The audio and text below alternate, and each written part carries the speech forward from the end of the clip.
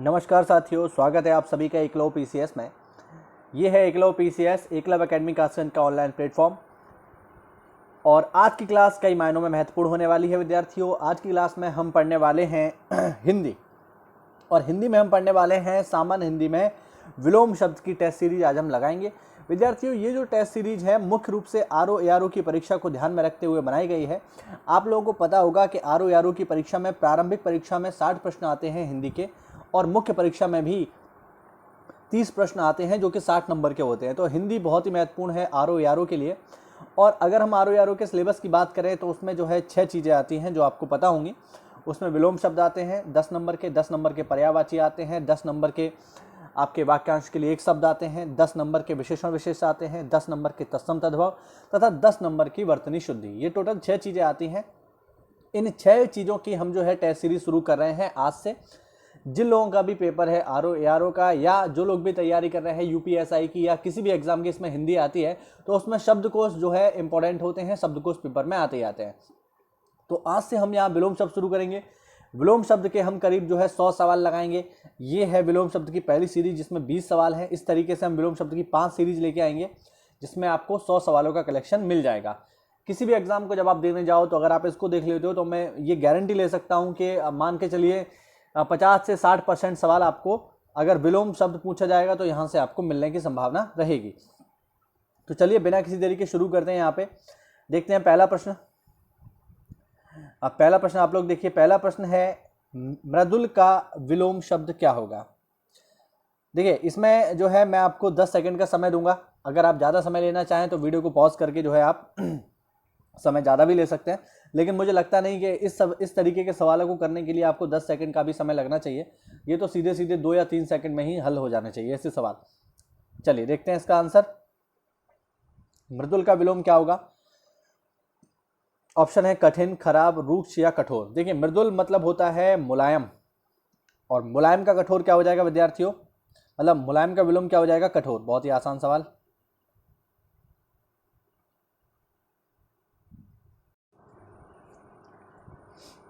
आगे देखें प्रश्न नंबर 2,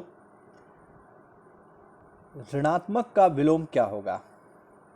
तो बहुत ही आसान सवाल है, आप लोगों ने इसका आंसर लगा ही लिया होगा। इसका आंसर होगा विद्यार्थियों धनात्मक। बहुत ही आसान। बढ़ते अगले प्रश्न की ओर। कलुष का विलोम शब्द है। ऑप्शन पाप शून्य, निष्पाप, निष्कलुष या निष्करुण। विद्यार्थियों इसका सही जवाब है निष्कलुष। कलुष मतलब होता है गंदा, निष्कलुष मतलब होता है जो गंदा ना हो, यानी जो साफ हो। निष्पाप यहाँ पर किसी प्रकार से बनेगा नहीं, ना ही निष्करुण बनेगा, क्योंकि पाप का होगा निष्पाप और करुण का हो जाएगा निष्करुण, या जिसके अंदर करुणा ना हो। तो इसका सही जवाब होगा निष्कलुष। आगे देखते हैं प्रश्न नंबर 4, चिरंतन का विलोम बताइए। चिरंतन आपने शब्द पढ़ा ही होगा, काफ़ी फेमस है ये।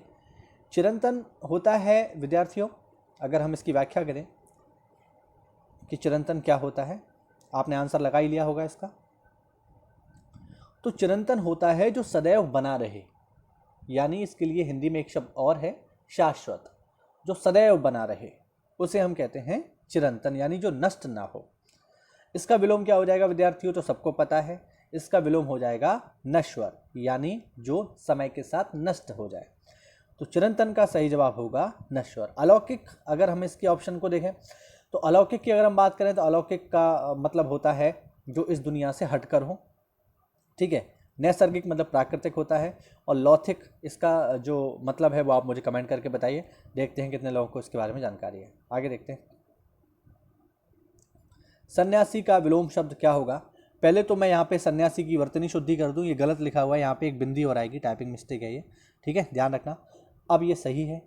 सन्यासी का विलोम क्या होगा विद्यार्थियों। ऑप्शन है राजा, भोगी, गृहस्थ या इनमें से कोई नहीं। लगाइए इसका सही जवाब। इसका सही जवाब है विद्यार्थियों, सन्यासी का विलोम होगा गृहस्थ। सन्यासी मतलब जिसने अपना घर छोड़ दिया हो, गृहस्थ मतलब जो अपने घर के साथ रह रहा हो। ठीक है। राजा होगा नहीं, ठीक है, और भोगी भी नहीं होगा, अगर हम इनके विलोम की बात करें तो राजा का हो जाएगा रंक और भोगी का हो जाएगा योगी। चलिए आगे बढ़ते हैं। प्रश्न नंबर 6, स्वकीया का विलोम शब्द है स्वकीया। स्वकीया मतलब, अगर हम इसका आंसर देखें तो ऑप्शन है स्वीकृत, अस्वीकृत, नारकीय या परकीय। आप लोगों ने इसका आंसर टिक कर लिया होगा। स्वकीय का मतलब होता है अपना, जो हमारा हो, और स्वकीय का विलोम हो जाएगा विद्यार्थियों जो अपना ना हो, यानी परकीय। ध्यान रखना, स्वकीय का परकीय हो जाएगा। स्वीकृत माने स्वीकार करना, अस्वीकृत माने स्वीकार ना करना, नारकीय माने नरक के समान। देखिए, जब भी आप इस प्रकार की कोई टेस्ट सीरीज लगाया करें तो केवल सही आंसर तक सीमित ना रहें कि आपने इतना याद कर लिया कि स्वकीय का परकीय, इतना नहीं। जो ऑप्शन है उनको भी एक बार देखा कीजिए, क्योंकि इससे आपकी नॉलेज बढ़ेगी ही, घटेगी नहीं। चलिए आगे बढ़ते हैं। प्रश्न नंबर 7, एकाधिकार का विलोम क्या होगा? ऑप्शन है अनेकाधिकार, सर्वाधिकार, पराधिकार या परमाधिकार। आसान सवाल है। एकाधिकार का विलोम, एकाधिकार का विलोम हो जाएगा विद्यार्थियों, एकाधिकार का मतलब होता है जिस पर किसी एक का अधिकार हो, और इसका विलोम हो जाएगा अनेकाधिकार, यानी जिस पर किसी एक का अधिकार ना हो, सभी का अधिकार हो। उदाहरण के तौर पर अगर हम देखें तो ईस्ट इंडिया कंपनी जब भारत में आती है तो वह भारत में व्यापार करने के लिए इंग्लैंड के राजकुमार जेम्स प्रथम से जो है और रानी एलिजाबेथ से भारत में व्यापार करने का एकाधिकार पत्र लेकर के आती है कि जब हम इंग्लैंड से भारत में व्यापार करने जाएंगे तो केवल हम ही जाएंगे और कोई इंग्लैंड से कंपनी नहीं जाएगी। ये हो गई मोनोपोली, बिजनेस मोनोपोली, कि हम ही व्यापार करेंगे और कोई नहीं करेगा। तो एकाधिकार का विलोम हो गया विद्यार्थियों अनेका अधिकार। सर्वाधिकार का मतलब है सभी का अधिकार, पराधिकार का मतलब है किसी और के अधिकार में। ठीक है, तो ये सब है। आगे देखते हैं, श्री गणेश का विलोम क्या होगा? आसान सवाल है, सबको इसका आंसर पता होगा। श्री गणेश, ऑप्शन है श्री राधा, विनाश, इतिश्री, इनमें से कोई नहीं। तो आपने लगा लिया होगा इसका आंसर। श्री गणेश का मतलब होता है किसी चीज को प्रारंभ करना। जब हम किसी चीज को शुरू करते हैं तो उसके लिए हिंदी में शब्द है श्री गणेश करना, और इसका विलोम हो जाता है इतिश्री। जब किसी चीज की समाप्ति होती है तो उस वहां पर होता है इतिश्री। अगर कभी आपने रामायण पढ़ी हो या रामचरितमानस पढ़ी हो तो वहां पर जब आप कोई कांड पढ़ते हैं, जैसे जब आप सुंदरकांड पढ़ेंगे तो सुंदरकांड में जब सुंदरकांड खत्म होने को आएगा तो उसके अंत में लिखा होगा इतिश्री। कभी आप पढ़ करके देखिएगा, आपको जानकारी मिलेगी। आगे देखते हैं प्रश्न नंबर 9, आकर्षण का विलोम क्या होगा? ऑप्शन है आकृष्ट, विकर्षण, अनाकर्षण या पराकर्षण। सही जवाब है विद्यार्थियों इसका अनाकर्षण। आकर्षण जो बहुत ज़्यादा आकर्षित हो, और अनाकर्षण मतलब आकर्षण का मतलब होता है मतलब किसी की तरफ आकर्षित होना। आकर्षण जो अपनी ओर खींचे, और अनाकर्षण जो अपनी ओर बेसिकली ना खींचे। आगे देखते हैं प्रश्न नंबर 10, अल्पसंख्यक का विलोम बताइए।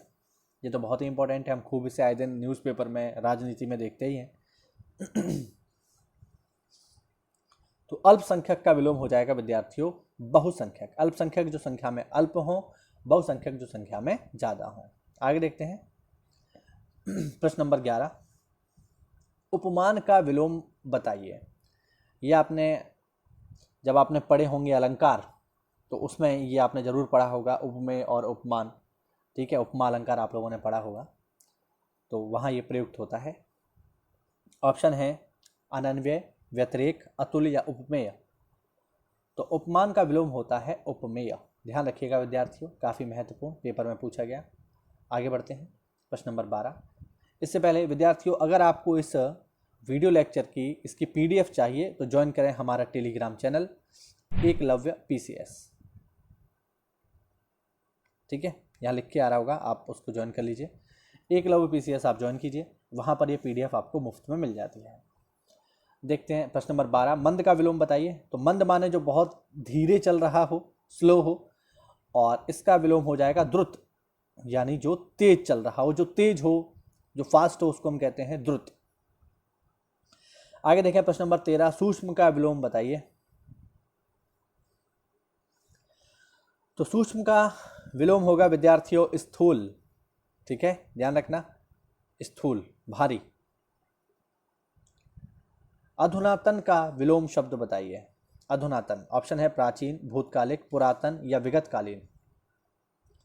तो अधुनातन का विलोम है विद्यार्थियों पुरातन। अधुनातन का मतलब होता है एकदम नया, मॉडर्न, और मॉडर्न का विलोम क्या होगा? एनिशिएंट, पुराना। तो बेसिकली पुरातन इसका हो जाएगा। अब कुछ लोग ये ना सोचे कि इसका प्राचीन हो जाएगा, ध्यान रखना प्राचीन नहीं होगा, हिंदी जो है हिंदी के अनुसार ही चलेगी, लॉजिक पर नहीं चलेगी। तो अधुनातन का विलोम होगा, इसका विलोम होगा विद्यार्थियों पुरातन, ठीक है। और अगर यहाँ पर होता अर्वाचीन तब इसका विलोम हो जाता प्राचीन, ध्यान रखिएगा।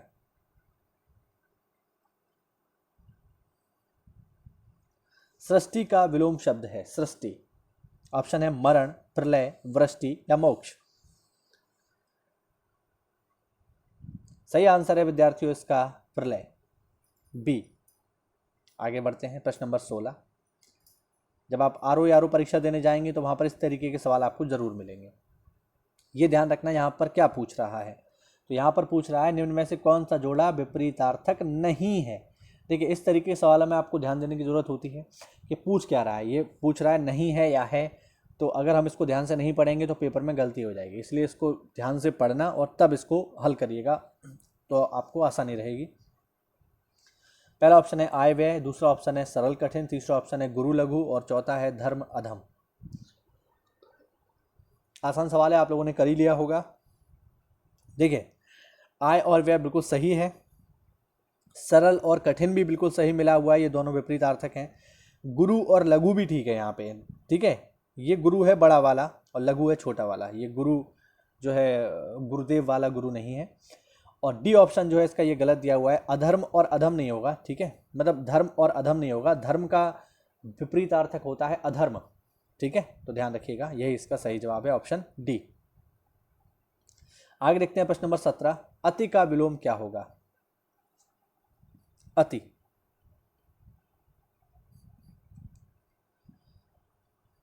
अति का विलोम ऑप्शन है न्यून, कम, अल्प या नगण्य।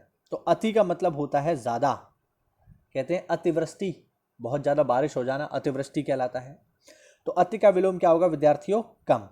अब जिन लोगों ने इसका न्यून लगाया है वो गलत है, ध्यान रखना। न्यून जो होता है वो अल्प का विलोम होता है। अगर यहाँ पर अति की जगह अल्प होता तब इसका विलोम हो जाता न्यून, लेकिन यहाँ पर अति की बात कर रहा है तो अति का विलोम होगा कम। यदि यहाँ अल्प होता तो उसका विलोम हो जाता न्यून। ध्यान रखिएगा विद्यार्थियों, महत्वपूर्ण बातें हैं, पेपर में कंफ्यूज कर देती हैं। आगे देखें प्रश्न नंबर 18। ब्रह्मा का विलोम क्या होगा? ब्रह्मा ऑप्शन है जीव, जगत, माया या अज्ञान। तो ब्रह्मा का विलोम होगा विद्यार्थियों जीव, ध्यान रखिएगा, ब्रह्मा का विलोम होता है जीव, ऑप्शन ए। आगे देखें प्रश्न नंबर 19।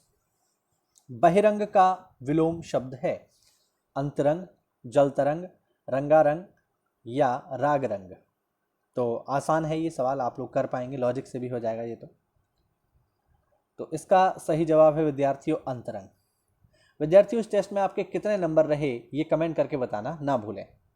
चलिए आगे बढ़ते हैं। अनागत का विलोम शब्द है, अनागत का विलोम शब्द, अंतिम सवाल आज के लिए। ऑप्शन है वर्तमान, भूतकालिक, विगत या आगत। तो अनागत का विलोम होगा विद्यार्थियों आगत। ध्यान रखना, काफी महत्वपूर्ण सवाल है, आरओ परीक्षा में पूछा गया है। तो ये थे विद्यार्थियों हमारे 20 महत्वपूर्ण प्रश्न जो कि जुड़े हुए थे सामान्य हिंदी से। अगर इनमें से कोई प्रश्न आपको समझ में ना आया हो या किसी शब्द की व्याख्या आपको जाननी हो तो कमेंट के माध्यम से आप मुझसे पूछ सकते हैं। मैं अपना पूरा प्रयास करूंगा कि उसकी व्याख्या आपको समय से दे दूं। तो विद्यार्थियों आज के लिए इतना ही, जल्दी मिलेंगे विलोम शब्द की अगली टेस्ट सीरीज के साथ। तब तक के लिए स्टे होम, स्टे सेफ। जय हिंद, जय भारत।